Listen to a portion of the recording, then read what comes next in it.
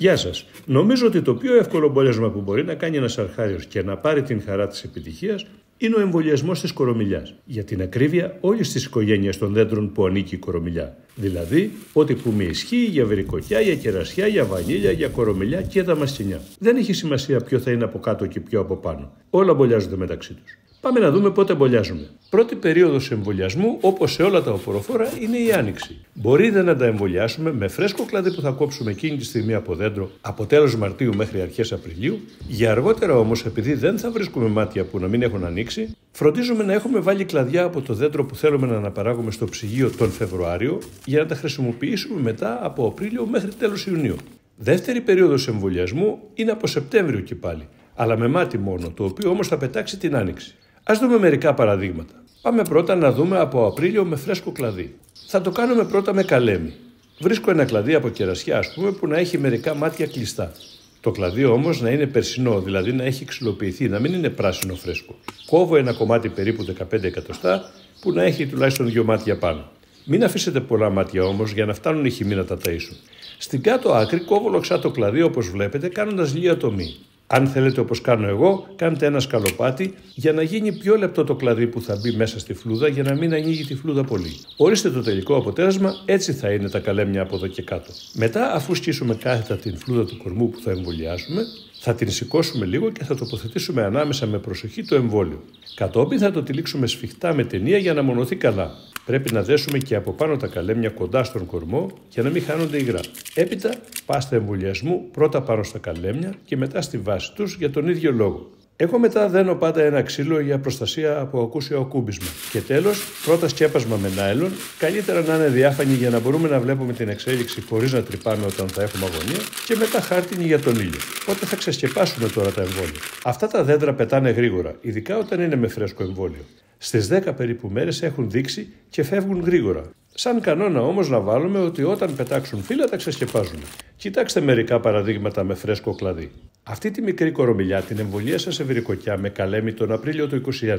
Με λίγες πιθανότητες επιτυχίας τότε, γιατί δεν έβρισκα μάτια που να μην έχουν ανοίξει. Το λιγότερο πεταγμένο κλαδί έπιασε και αμέσως είχε τέτοια ανάπτυξη που δεν το περίμενα. Την άλλη χρονιά άρχισε να μου δίνει πολλά και ωραία βερίκοκα.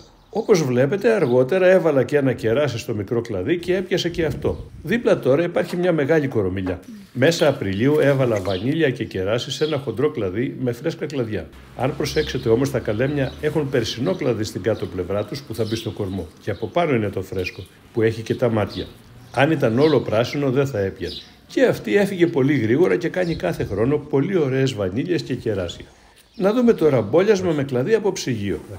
Μια μέρα πριν να εμβολιάσουμε, τα βγάζουμε και τα βάζουμε σε νερό. Την άλλη μέρα είμαστε έτοιμοι να εμβολιάσουμε. Όμως εδώ, επειδή είναι λεπτά τα κλαδιά, μερικά τα μπόλιασα με σχιστό. Σε αυτόν τον τρόπο, λοξεύουμε και από τις δύο πλευρές το καλέμι, όπως κάναμε πριν από τη μία. Και αφού σκίσουμε στη μέση τον κορμό του υποκειμένου, το τοποθετούμε ανάμεσα, με προσοχή να ταιριάξουμε τα κάμβια του δέντρου με του μπολιού και μετά δένουμε κατά τα γνωστά. Όπως βλέπετε, όχι μόνο έπιασαν όλα, αλλά έχουν αναπτυχθεί πολύ. Πάνω στα λέμαργα λοιπόν της κορομιλιάς έβαλα βερίκοκο, βανίλια, κεράσι, τα κλάδεψα πέρσι γιατί είχαν πάει πολύ ψηλά και φέτος έβαλα ακόμη 2 εμβόλια και έχουν πιάσει και αυτά. Εδώ έκανα αλλαγή ποικιλίας κορομιλιάς. Έγινε τον Απρίλιο με εμβόλια από το ψυγείο και αυτά πήγαν πολύ καλά. Πάμε τώρα για το μπόλιασμα της δεύτερης περίοδου. Από τέλος Αυγούστου αρχίζουν να ανεβαίνουν οι χυμοί πάλι πάνω στα δέντρα. Οπότε μπορούμε να αρχίσουμε να εμβολιάζουμε πάλι. Τώρα όμως με μάτι, όχι με καλέμι. Σε αυτή εδώ την κορομιλιά έβαλα 2 μάτια πέρσι το Σεπτέμβριο με τον εξής τρόπο.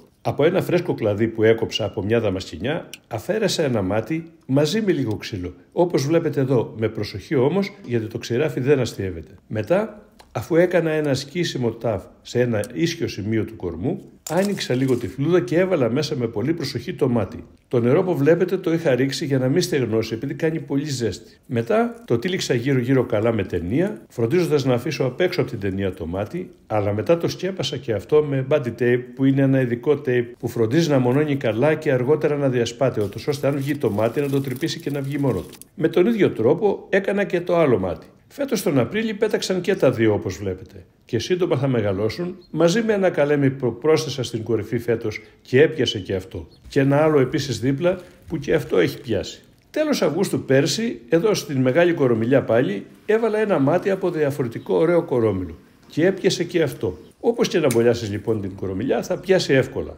Αν θέλεις, στο ίδιο δέντρο μπορείς να βάλεις, όπως έκανα εγώ εδώ ας πούμε, βερίκοκο, κεράσι, βανίλια, πετροκέρασο και κορόμιλο άλλης ποικιλίας. Μου αρέσει να το κάνω αυτό. Γι' αυτό πέρσι έβαλα και στην μικρή δίπλα πάνω σε ένα μικρό κλαδάκι κεράσι. Και φέτος ήδη κάνει κεράσια. Ανέλπιστα πριν λίγες μέρες βρήκα ένα κλαδί από κερασιά που είχε μερικά μάτια που δεν είχαν ανοίξει. Έτσι βρήκα την ευκαιρία να εμβολιάσω μια κορομιλιά που είχα στριμωγμένη σε μια μάντρα από ένα γιούκα. 17 λοιπόν Απριλίου της έβαλα 3 καλέμια και σε 7 μέρες ξανάρθα να της ελευθερώσω τη ρίζα από το άχρηστο γιούκα που την είχε κολλήσει πάνω στη μάντρα. Της φουκαριέρας της είχε παραμορφώσει εντελώς τη ρίζα. Μιας και ήρθα όμως δεν άντεξα να μην ρίξω μια ματιά στα καλέμια και διαπίστωσα ότι σε 7 μέρες είχαν πετάξει. Απίστευτο. Τα άφησα έτσι και έφυγα από το χωριό. Τώρα τι θα βρω όταν επιστρέψω δεν ξέρω, γιατί ήδη χάλασε άσχημα ο καιρός και κάνει πολύ κρύο. Εδώ θα σας αφήσω. Ελπίζω να βοήθησα λίγο. Σας ευχαριστώ πολύ. Γεια σας.